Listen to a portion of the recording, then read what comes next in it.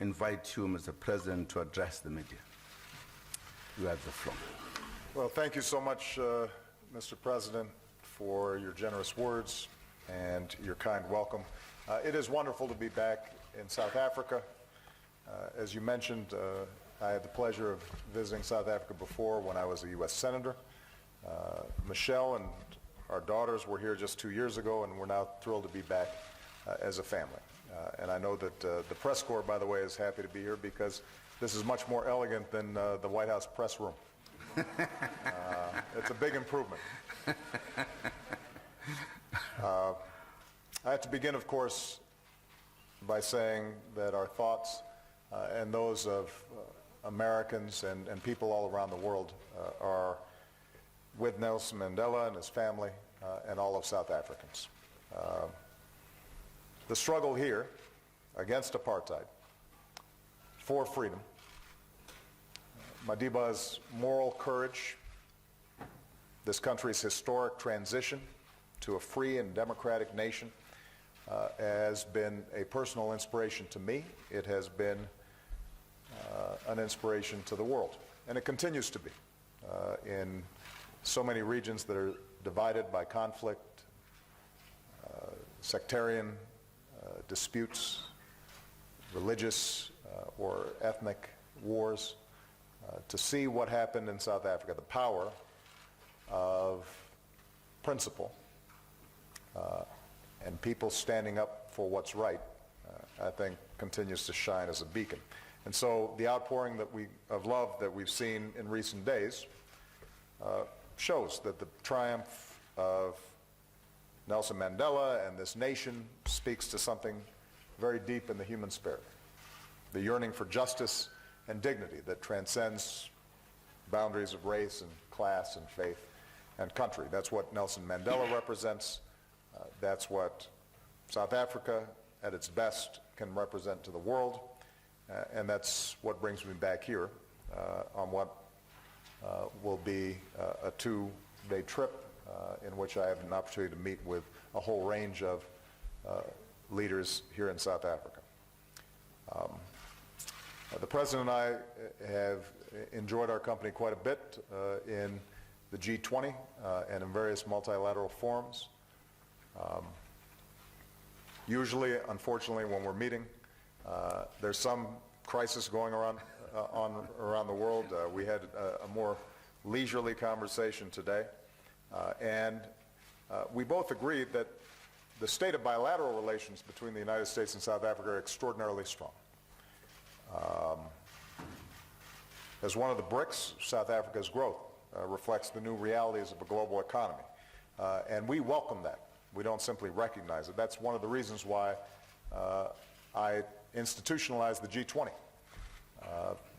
because it reflects the reality of today's world and today's economy and the need for this continent to be represented in any discussions about the direction of the world economy.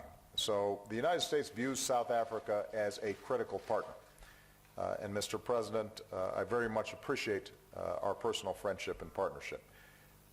As you've noted, Africa is on the rise, and South Africa is always at the forefront of trends in Africa.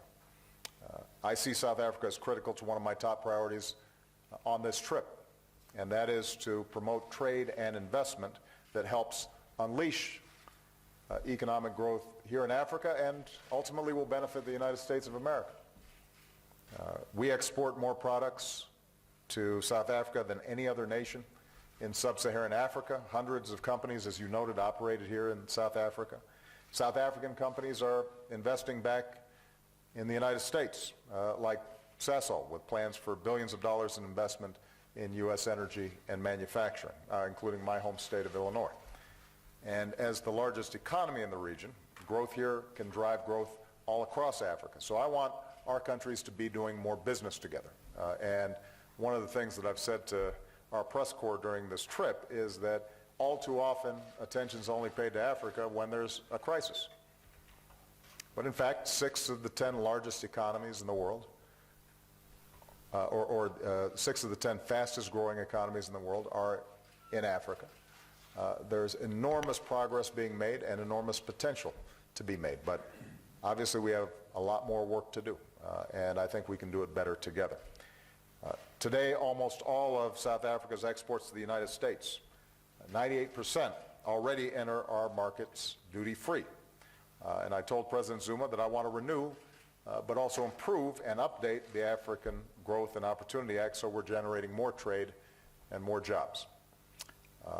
I've got to be able to show American companies that are operating on a level playing field when they invest or are trying to export into South Africa. So we're going to make sure that our trade negotiators have a serious conversation about how we get a win-win formula that delivers jobs and opportunity for people here in South Africa and also in the United States. Our commitment to progress and human dignity extends to our shared efforts to combat HIV/AIDS. Since I took office, we've continued the good work of PEPFAR, and we've built on it. So here in South Africa, we're delivering antiretroviral treatments to 1.6 million people, which along with our prevention efforts is helping to save millions of lives. And I want to commend South Africa for its outstanding leadership on this issue. Within a few years, South Africa will become the first country in Africa to fully manage its HIV care and treatment program, and the United States will increasingly focus on prevention and strengthening public health systems. So this is an example of how, rather than a one-way street of aid to Africa, instead this is a partnership of equals working together to solve common challenges. And that's what we need to see in all areas of endeavor. We're working together to advance the dignity of all of our citizens. Since opportunities for women and girls means greater prosperity for everybody, I'm hopeful that we will be able to welcome South Africa to our Equal Futures Partnership, an effort internationally to make sure that every country is committed to developing the possibilities and opportunities for women and for girls. Some people know that my mother was involved in international development. She taught me when I was very young, you can measure how well a country does by how well it treats its women. If it's educating its women and giving them opportunities, that country does well. When they do not, that country does not advance. And I believe that. So I also want to commend your Parliament for passing a landmark law to combat the modern slavery that is human trafficking, something that is still a crisis around the world.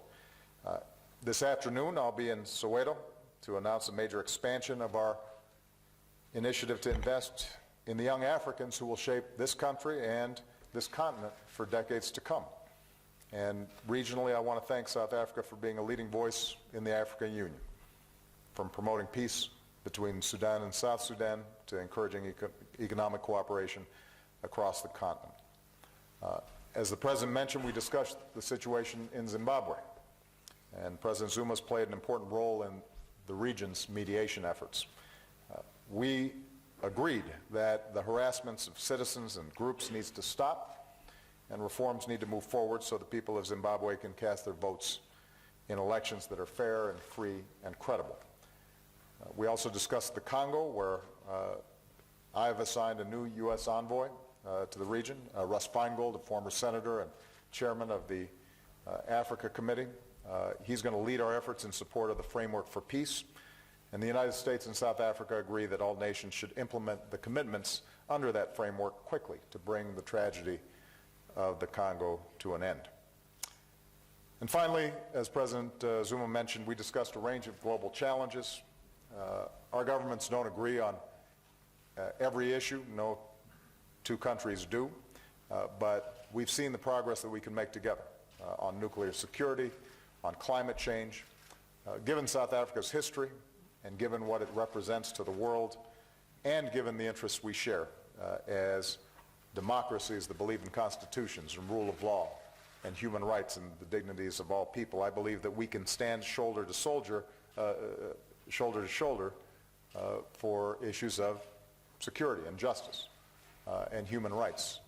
And I believe that when the United States and South Africa stand together on an issue in multilateral forum, it's hard to resist. It's hard to resist. So, President Zuma, I want to thank you for welcoming me here today. I want to thank you for the work that we've done together. It is a great joy for me to be spending time here in South Africa. I've had occasion to visit Robben Island myself, but for me to be able to bring my daughters there and teach them the history of that place and this country and help them to understand not only how those lessons apply to their own lives, but also to their responsibilities in the future as citizens of the world. That's a great privilege and a great honor. So I thank you, and to all the people of South Africa. There is enormous affection and admiration for you in the United States, and I hope that I adequately expressed that during my visit. Thank you very much, Your Excellencies.